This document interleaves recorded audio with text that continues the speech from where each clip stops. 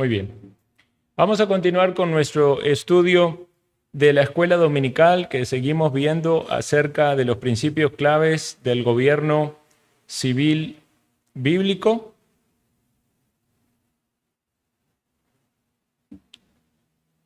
Y lo que vamos a ver en la clase de hoy precisamente es una lista de cuáles son esos principios fundamentales para un gobierno civil bíblico. Y podemos decir, en un sentido, que puede ser quizás visto como algo idealista o algo un tanto utópico, porque alguien puede decir, bueno, pero ¿y esto cuándo se va a llevar a la práctica? Esto era más común durante la teocracia, ¿verdad? Que algo que pudiese ser efectivo en el día de hoy. Sin embargo, nosotros lo que estamos haciendo es ver los principios que brotan de la Escritura para un gobierno que sea agradable a Dios y entenderlo. Hemos visto muchas cosas que sin dudas nos han hecho reflexionar sobre nuestro entendimiento de la política, de la economía, el propósito del gobierno, del ámbito que debe tener o el rol, la jurisdicción del gobierno.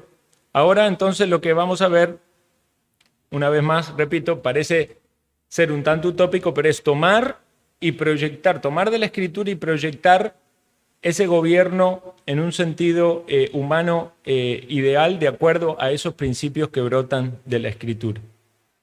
Entonces, una lista que ven ahí aparece, primero, el gobierno civil es una institución pactal. Voy a leer toda la lista, luego vamos a detenernos en cada uno de los puntos. Número 2, una república constitucional descentralizada. Número 3, separación de poderes. Número 4, balance entre unidad y diversidad. Creo que después el título dice variedad. Máxima libertad para los ciudadanos. Elección de representantes piadosos. Recolectar impuestos para sostener sus servicios, los servicios ordenados por Dios. Procesos judiciales por medio de un jurado. Castigo público que se corresponda proporcionalmente con el crimen y la independencia nacional. Entonces vamos a ver cada uno de estos puntos. Primer punto que tenemos es que el gobierno civil es una institución pactal. ¿Qué significa esto? Pactal deriva de la palabra pacto. Bueno, y mal se entiende hoy pacto muchas veces, sobre todo en las iglesias, porque se relaciona con pedir dinero. Nada que ver con eso, ¿verdad? Un pacto, ¿verdad?, tiene que ver con una forma de relacionarse, un compromiso, un acuerdo, sobre todo cuando tiene que ver entre pares, en este caso refiriéndonos entre los hombres, ¿verdad? Pero debemos diferenciar esta idea que hay de gobierno que brota de la filosofía. Algunos filósofos, ahí se menciona Locke, Rousseau, son dos filósofos conocidos, hubo otros más, que hablaban del gobierno como un contrato social. Es decir, en esa idea de contrato social, Dios no toma ningún lugar, ninguna partida. Entonces, cuando nosotros vemos en la palabra de Dios cómo se desarrollaba el pueblo de Dios en relación con el gobierno, no se ve que es nada más un acuerdo entre ellos. Se ponen de acuerdo de cómo se van a gobernar, no, hay una autoridad delegada. Decíamos que Dios fue el que instituyó valga la redundancia, las instituciones en la sociedad. La familia, el gobierno y la iglesia, ¿verdad? O la familia, el Estado y la iglesia. Entonces, si es Dios el que determinó esas instituciones y coloca las cabezas, determina cómo han de manejarse y dice cuáles son los propósitos de esas instituciones, cuál es el alcance de esas instituciones. Debe ser Dios quien determine cómo debe funcionar cada una de ellas. Entonces, un gobierno es una institución de pacto porque es Dios que lo determina. La ley de Dios provee esos términos del pacto civil y a su vez funciona como una constitución.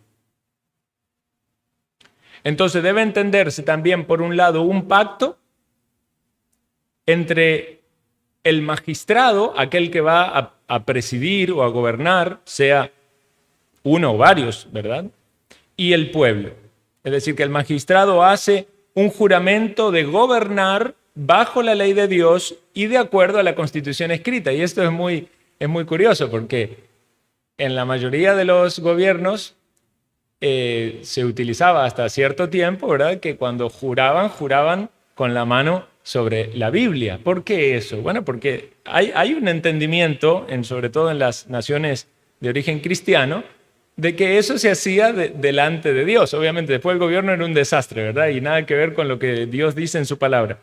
Pero había un entendimiento de que Dios estaba por encima y que eso no era una cuestión entre los hombres nada más, sino de que Dios está puesto por testigo. Ahora, bueno, lo vimos en la última jura presidencial, ¿verdad? Donde se consideró, por lo menos se consideró el nombre de Dios, independientemente de las creencias que la persona, que el magistrado tenga. Pero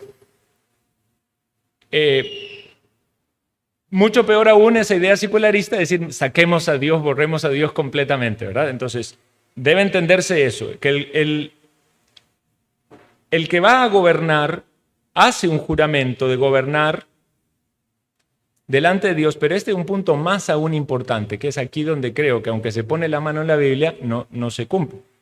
De acuerdo a lo que la Biblia dice, de acuerdo a la ley de Dios y de acuerdo con la Constitución escrita. Obviamente cada país tiene su Constitución. Ahí deberíamos preguntarnos si la Constitución es coincidente con los principios bíblicos. Bueno, entonces el pueblo tiene que asentir en sujetarse al gobierno siempre y cuando ese gobierno sea bajo Dios y teniendo a Dios como testigo y como juez.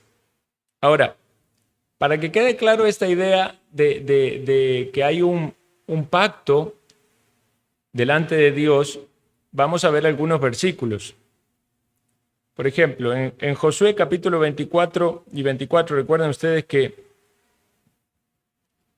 Josué había dicho, yo y mi casa serviremos a Jehová, ¿verdad? Lo habían metido en la tierra prometida y había cumplido su labor, y ahí él toma su compromiso. Y vean lo que acontece aquí. Y el pueblo respondió a Josué, a Jehová nuestro Dios serviremos y a su voz obedeceremos. Entonces Josué hizo pacto con el pueblo el mismo día y les dio estatutos y leyes en Siquem. Y escribió Josué estas palabras en el libro de la ley de Dios, y tomando una gran piedra la levantó allí debajo de la encina que estaba junto al santuario de Jehová. Y dijo Josué a todo el pueblo, he aquí esta piedra nos servirá de testigo porque ella ha oído todas las palabras que Jehová nos ha hablado, será pues testigo contra vosotros para que no mintáis contra vuestro Dios. Y envió Josué al pueblo cada uno a su posesión. Finalmente sabemos que el pueblo no cumplió, numerosas oportunidades rechazaron el andar bajo Dios y bajo la ley de Dios. Pero vemos allí ese compromiso y ese pacto. Segunda de Samuel 2:4 dice, vinieron en otras instancias, vinieron los varones de Judá y ungieron allí a David por rey sobre la casa de Judá. Samuel, cuando se ungía un rey, ¿verdad? Eso se consideraba también algo, un acto sagrado delante de Dios, y las personas le juraban o comprometían su lealtad con ese rey al cual había sido ungido. Segunda de Samuel 3:21, y dijo Abner a David, yo me levantaré, iré y juntaré a mi señor el rey a todo Israel, para que hagan contigo pacto, y tú reines como lo desea tu corazón. David despidió luego a Abner y él se fue en paz. Vean esa idea de que cuando se asume en el trono, cuando está siendo el rey, hay un pacto detrás entre el pueblo y el rey. Segunda de Samuel 5:3, vinieron pues todos los ancianos de Israel al rey a Hebrón, y el rey David hizo pacto con ellos en Hebrón delante de Jehová, y ungieron a David por rey sobre Israel. Entonces, esta idea no se habla mucho hoy en términos de pacto, ¿verdad? En términos de ese compromiso de palabra delante de Dios y sometido a lo que Dios manda. Pero es un término muy común en la Escritura. Segunda de Crónicas 15:12. Entonces prometieron solemnemente que buscarían a Jehová, el Dios de sus padres, de todo su corazón y de toda su alma, y que cualquiera que no buscase a Jehová, el Dios de Israel, muriese, grande o pequeño, hombre o mujer. Y juraron a Jehová con gran voz y júbilo, al son de trompetas y de bocinas. Todos los de Judá se alegraron de este juramento, porque de todo su corazón lo juraban, y de toda su voluntad lo buscaban, y fue hallado de ellos, y Jehová le dio paz por todas partes. Vean la importancia de este pacto y a la vez entendiéndolo como un juramento. Segunda de Crónicas 23:16, y Joiada hizo pacto entre sí y todo el pueblo y el rey, que serían pueblo de Jehová. Entonces, leo nada más que algunos versículos, pero si ustedes en su lectura bíblica quieren marcar cada vez que aparece esta idea de que hay un pacto entre el pueblo gobernado y los gobernantes, lo van a hallar un montón de veces, y siempre el vínculo es que hay un compromiso de someterse a aquel gobernante que va a hacer las cosas conforme a Dios, porque efectivamente cuando iban por malos caminos no invocaban a Dios ni hacían un pacto, ¿verdad? Porque eso implicaría el mal de ellos mismos, es decir, acarreaba más condenación. Y eso puede ser lo que pase cuando se invoca falsamente el nombre de Dios en un juramento. Ahora bien, entonces, si hipotéticamente se establece una nación cristiana hoy, este entendimiento del pacto es importante. Es decir, el pacto nacional debe afirmar el hecho de que el Dios Trino revelado en la Biblia ha designado al Señor Jesucristo como gobernante y juez soberano sobre todas las naciones.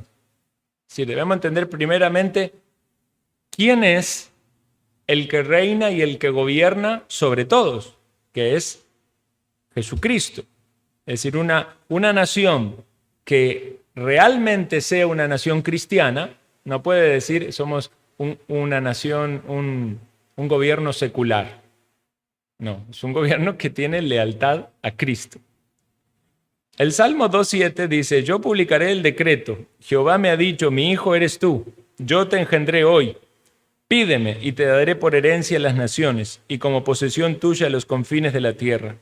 Los quebrantarás con vara de hierro, como vasija de alfarero los desmenuzarás. Ahora, oh reyes, sed prudentes, admitid amonestación, jueces de la tierra, servid a Jehová con temor y alegraos con temblor, honrad al Hijo para que no se enoje y perezcáis en el camino, pues se inflama de pronto su ira. Bienaventurados todos los que en él confían. ¿Es esto solo para Israel o está hablando de todas las naciones? Está hablando de todos los reyes. ¿No dice que los reyes deben honrar al Hijo y deben someterse al Hijo? Vean cómo todos los confines de la tierra deberían entender la soberanía y la autoridad de Jesucristo como la autoridad, como el rey, y no oponerse a eso. Entonces, una nación cristiana debe partir de ese punto para que sea efectivamente cristiana. Y deben entender que están tomando un compromiso con el gobernante que va a gobernar de acuerdo a la ley de Dios bajo el señorío de Jesucristo. ¿Y quiénes conforman esto? Solamente aquellas personas que voluntariamente han jurado esa alianza o pacto nacional. Porque vean cómo entendemos, cómo se entiende hoy la ciudadanía. ¿Quién es el ciudadano? El que nació en un entorno geográfico, ¿verdad? O quizás en algunos casos por herencia, ¿verdad? Puede mantener una ciudadanía de otro país en el cual no nació. Pero desde esta perspectiva, el ciudadano y aquel que tenía pleno derecho al voto era aquel que se había sometido a ese juramento, a ese pacto. Y otro punto sumamente importante es que la ley se aplica entonces sobre todos los habitantes, no solo sobre los ciudadanos, sino sobre todos, ¿verdad? Porque la nación misma se está sometiendo a la ley de Dios. Y entonces vemos que esa ciudadanía se basa en el pacto y no se basa en nacimiento o la geografía. Entonces, siempre vamos a hallar una correlación directa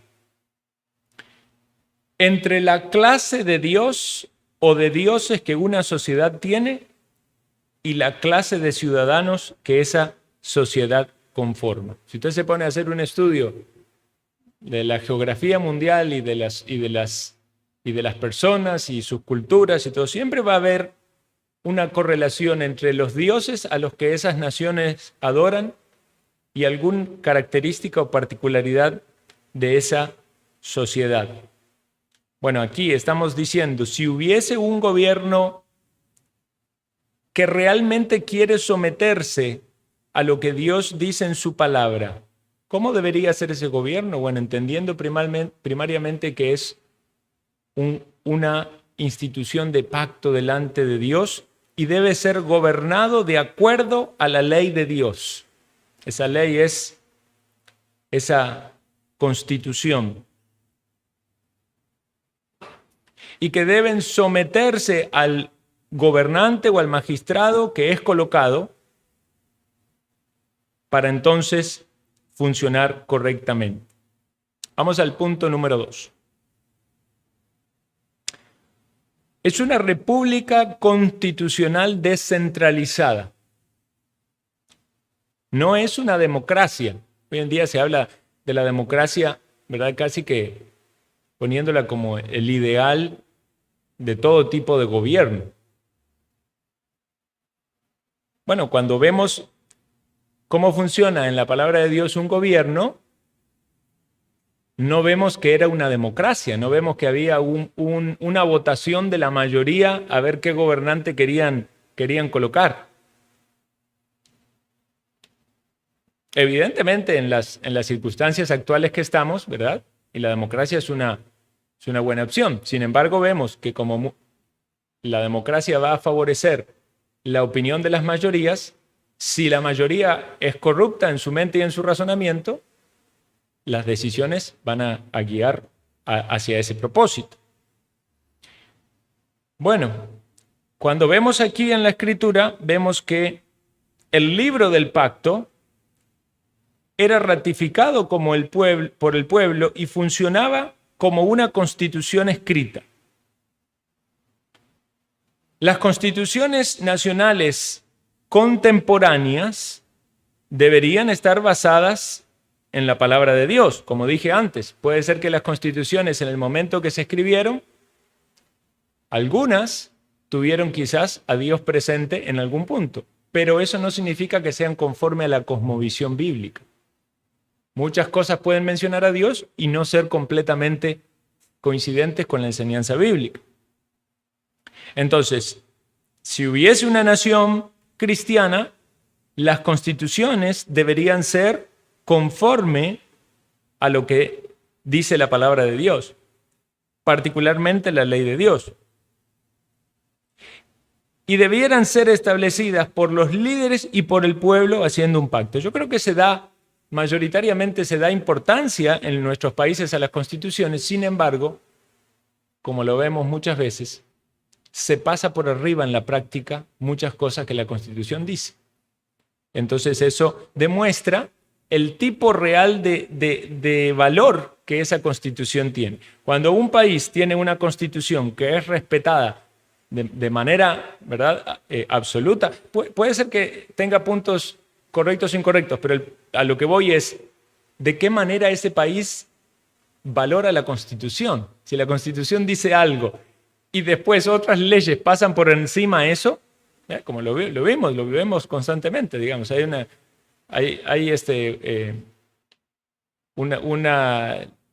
la Constitución habla, ¿verdad?, del libre derecho al tránsito, sin embargo eso no es posible siempre en el país, ¿verdad? Y muchos otros puntos que se quebrantan la Constitución. Los reyes y jueces y otros magistrados civiles también deben estar sujetos a la Constitución. Y las constituciones proveen el gobierno de la ley, lex rex, en lugar del gobierno del hombre. Entonces, este principio descarta las dictaduras, las monarquías absolutas, como una forma bíblica de gobierno civil humano. Aunque vemos que en el gobierno bíblico muchas veces hubo reyes, ¿verdad? Pero sin embargo también debemos entender que hay distintos grados de esa autoridad. Puede haber, digamos, una monarquía absoluta o puede haber un reinado donde realmente no tiene tanto peso, tanta injerencia ese rey. La centralización del poder es una tendencia que prevalece en los gobiernos paganos. Centralización del poder quiere decir que todo lleva al centro, es decir, lo que está en el centro es el gobierno, y el gobierno es el que tiene poder de todo, el gobierno decide de todo. Eso es una característica en los gobiernos paganos. Los estados y las economías fuertemente centralizadas son ineficientes, y ahí hay un ejemplo interesante. ¿Recuerdan ustedes cuando Moisés tenía que juzgar sobre todas las cosas y dice que ya él no daba abasto porque era mucho el pueblo? Y su suegro Jetro le dio un consejo: poner jueces que juzgaran los casos menores y solo llevaran los casos importantes. Lo que estaba haciendo allí en ese consejo era de muy buena aplicación, era descentralizar, ¿verdad? Y cuando los gobiernos quieren tener el poder y no quieren dar nada del control a nadie, no perder el manejo, precisamente lo que hacen es hacer las cosas más lentas y más burocráticas y más agotadoras. Entonces, cuando hablamos de este tipo de gobierno, nos referimos a una república constitucional y descentralizada. En tercer lugar, vemos que es importante la separación de poderes. La rama legislativa existe para aplicar los principios que brotan de la ley de Dios, y la rama judicial, que se compone de jueces para tratar los casos bajo la ley. O sea, la separación de poderes es correcto. Deuteronomio 1:16 dice: y entonces mandé a vuestros jueces diciendo: oíd entre vuestros hermanos y juzgad justamente entre el hombre y su hermano y el extranjero. En Esdras 7:25, después del retorno del cautiverio, dice: tú, Esdras, conforme a la sabiduría que tienes de Dios, pon jueces y gobernadores que gobiernen a todo el pueblo que está al otro lado del río, a todos los que conocen las leyes de tu Dios, y al que no las conoce, les enseñarás. Entonces vean cómo se nota que había gobernantes, pero también había jueces. Entonces el gobernante encargado de gobernar, los jueces encargados de juzgar los casos cuando la ley era quebrantada. ¿Y dónde está la clave en estas dos cosas, tanto para el gobernante como para los jueces? Que se conozca la ley y que se enseñe la ley. Si no se enseñaba la ley, iba a ser quebrantada y los jueces iban a tener un montón de trabajo. Y si los gobernantes no conocían la ley, iban a gobernar mal el pueblo.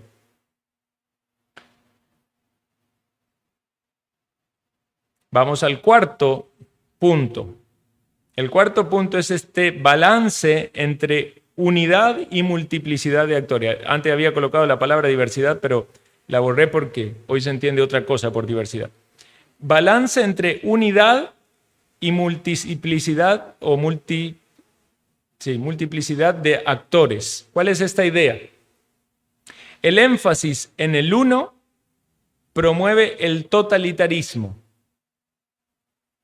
por parte de un Estado centralizado y tiránico. Cuando es así, un Estado donde hay uno y de ahí baja toda la línea, ¿verdad? Un Corea del Norte, digamos, donde ahí lo que dice el que está allí a cargo es determinante hasta para el último individuo.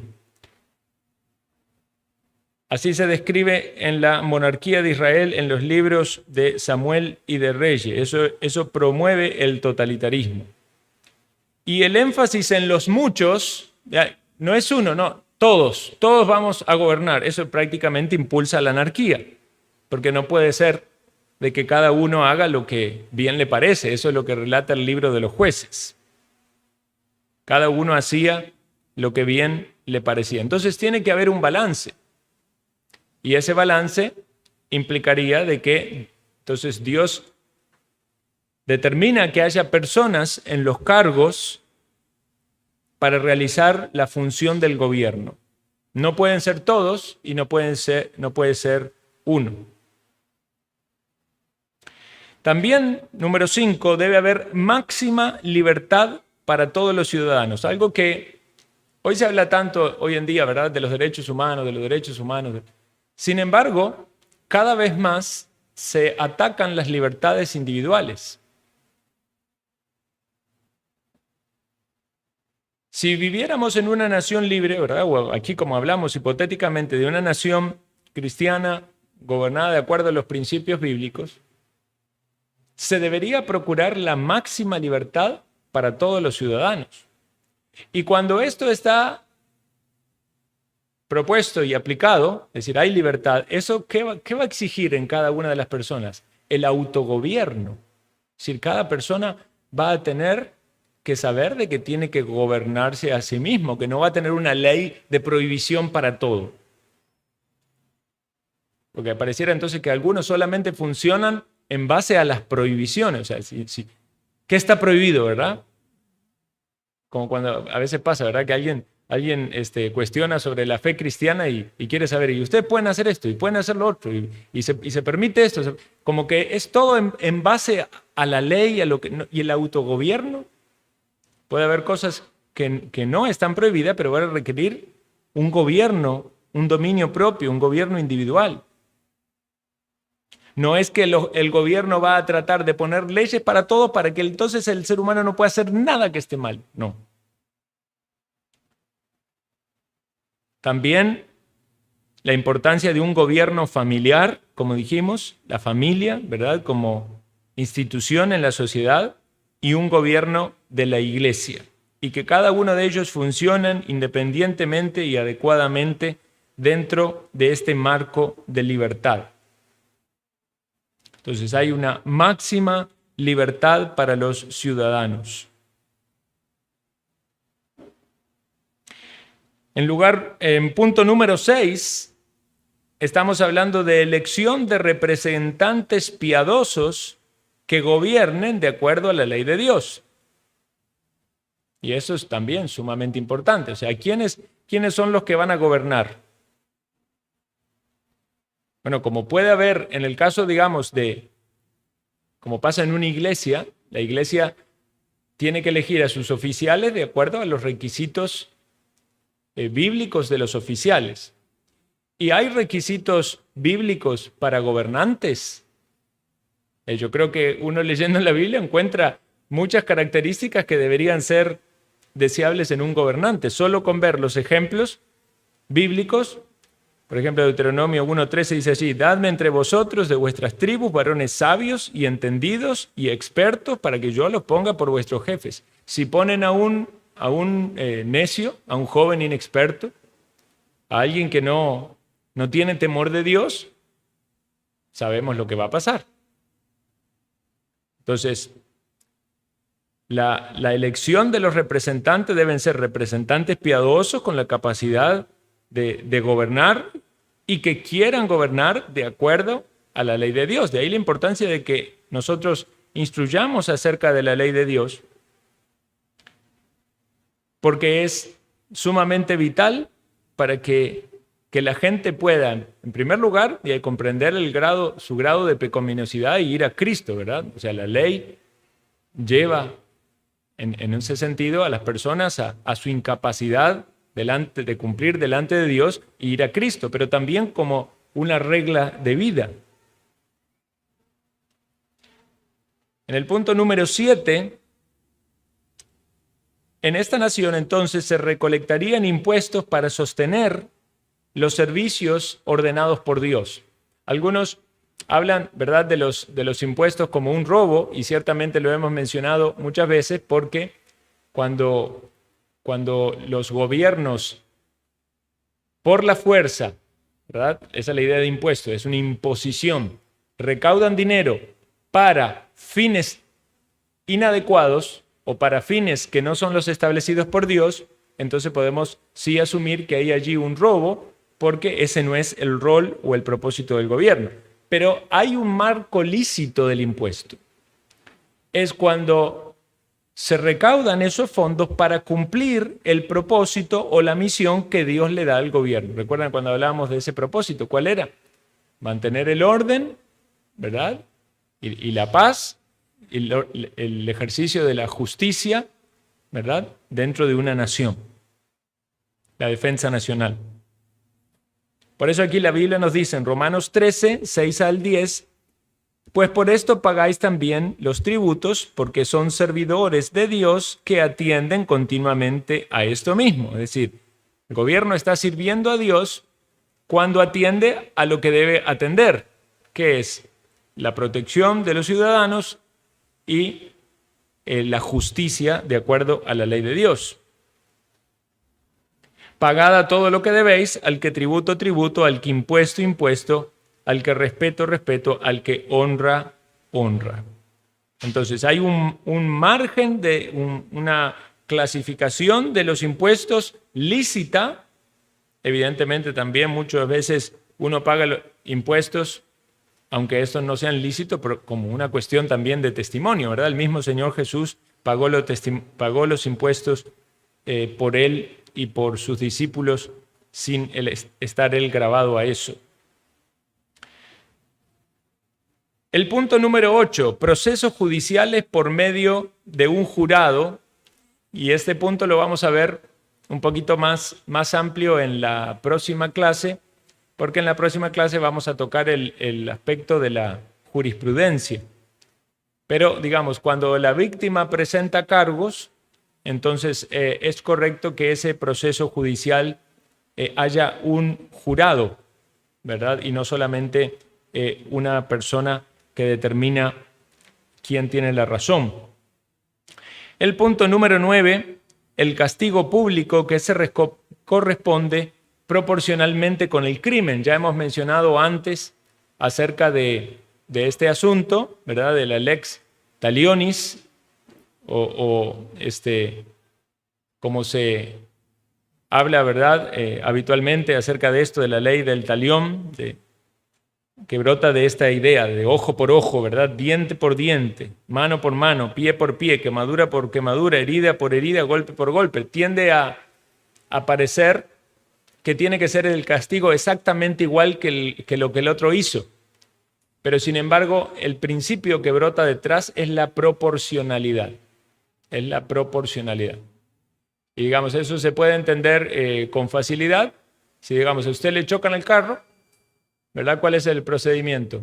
Y se cotiza en un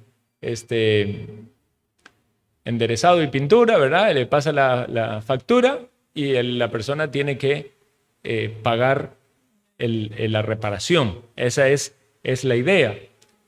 Cuando se habla de la pena capital, ¿verdad? Es porque el que mata, ¿verdad?, debería pagar con su propia vida.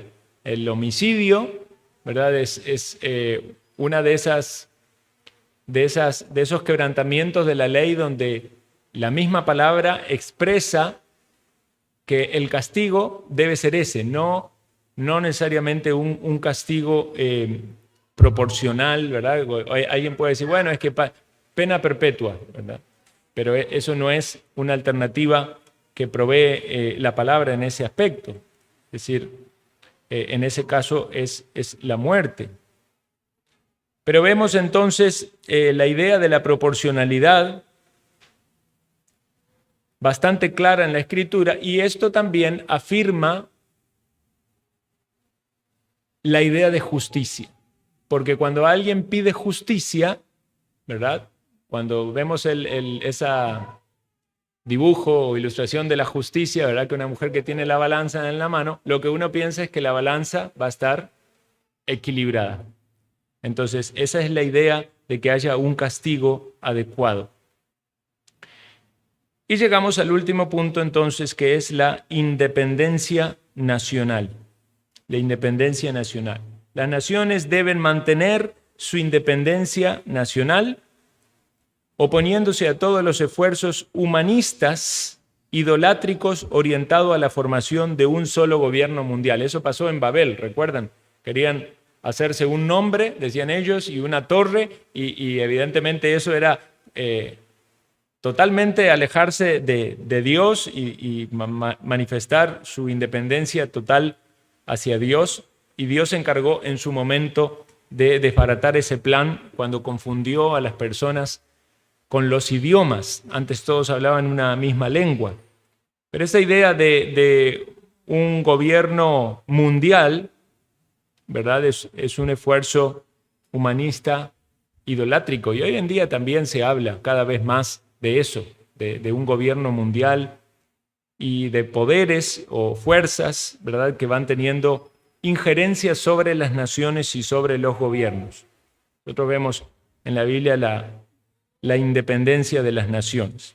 Entonces, finalizando aquí esta idea, un gobierno civil que funciona por medio de los principios bíblicos se caracteriza por la libertad, la justicia y la paz social. Y eso es lo que nosotros oramos cuando oramos en el culto, para que podamos vivir como cristianos de manera piadosa con relación a los gobiernos. Dice primera de Timoteo 2:2 que nuestras oraciones también deben ser por los reyes y por todos los que están en eminencia, para que vivamos quieta y reposadamente en toda piedad y honestidad. Si fuese que hubiese un gobierno, entonces, que quiera funcionar de acuerdo a los parámetros bíblicos y a los principios bíblicos, estos puntos deberían ser entendidos, porque estos puntos no son inventos humanos o antojadizos, brotan de la misma palabra de Dios, entendiendo que hay un pacto entre los que gobiernan y Dios, entendiendo de que eso es una república que funciona con una constitución. Esa constitución básica es la ley de Dios, la ley moral de Dios. Es descentralizada, ¿verdad? No está enfocada solo en una persona. Hay separación de poderes, hay gobierno y hay una rama judicial. Hay un balance entre todos los actores. Hay una máxima de libertad para todos los ciudadanos. La elección de los representantes ha de ser en base a esas características o virtudes, no a sus estrategias de publicidad, ¿verdad? O convencimiento, sino a sus virtudes y características piadosas de acuerdo a la ley de Dios. También vemos que es válido recolectar impuestos para los propósitos del Estado, y mencionamos también la importancia del castigo por medio de un jurado, y también de que esos castigos sean proporcionales con el crimen y que cada nación sea independiente. Hoy en día se ve también eso mucho de naciones que quieren inmiscuirse en otras naciones, y una especie de ambición de imperialismo, ¿verdad? De querer tener más dominio, más territorio, más riquezas nacionales y así avanzar con el poder. Bueno, entonces, este es el tema que estamos desarrollando, hermanos. Quizás en algún momento usted se preguntó, ¿cómo sería hipotéticamente una nación cristiana, una nación verdaderamente cristiana? ¿Cómo se manejaría el gobierno? Algunos piensan que eso solamente va a acontecer cuando venga Jesucristo y establezca su reino de manera visible. Yo pienso, bueno, en el pasado hubo algunas naciones que de alguna manera se acercaron más a este modelo y otras que se alejaron más. Hoy en día podemos pensar, hay naciones que están más cerca en alguno de estos puntos del modelo y otras que están más lejos. Entonces siempre es muy importante que veamos estos puntos en la palabra y podamos afirmarnos en lo que entendemos sobre la política. Próxima clase vamos a ver sobre la jurisprudencia. Oramos y pasamos al receso. Te agradecemos, Señor Dios, porque seguimos avanzando en este tema. Pedimos, Señor, que nos des claridad. Queremos tener una formación completa como tus hijos, porque vivimos en una sociedad. Estamos, Señor, bajo la autoridad de un Estado. Algunas veces las cosas se hacen bien, otras se hacen mal, pero tenemos que tener nuestra cosmovisión y entendimiento de acuerdo a tu palabra. Danos luz, danos claridad, danos, Señor, discernimiento, porque por sobre todas las cosas estamos bajo la autoridad del Rey de Reyes, Señor de Señores, Jesucristo, nuestro Salvador. Pedimos tu bendición sobre cada uno de nosotros, en Cristo Jesús. Amén. Pasamos al receso, hermanos.